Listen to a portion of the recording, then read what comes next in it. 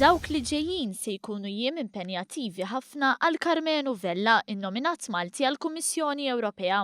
Vella jinsab fi Brussell bilan li jħejja smih quddiem il-kumitati parlamentari li jkorrispondu għall-oqsma li hu se jkun responsabbli minnhom.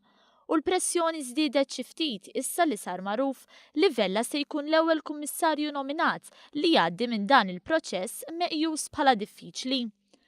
Tkellimna ma' Vella nnifsu wara li tħabbret b'mod uffiċjali id-data tad-29 ta' Settembru. Dan se tkun speċi ta' diskussjoni, intervista, eżami, kulħadd jara b'modi differenti, imma se jkunu 3 sigħat impenjattivi ħafna fejn ikollok membri ta' 7 partiti Ewropew illi se jkunu qegħdin jagħmlu l-mistoqsijiet lili.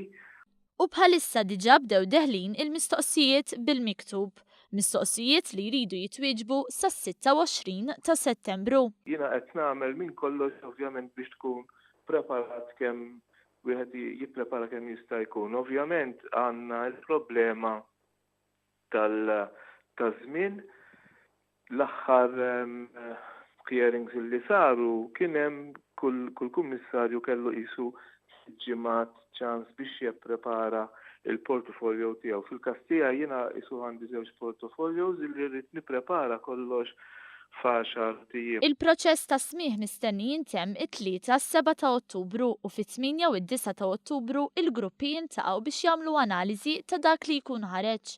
Wara li fid-9 ta' Ottubru il-presidenti tal-gruppi fil-Parlament Ewropew jiddikjaraw il-proċess magħluq, ikun jonqos il-vot tal-20 ta' Ottubru.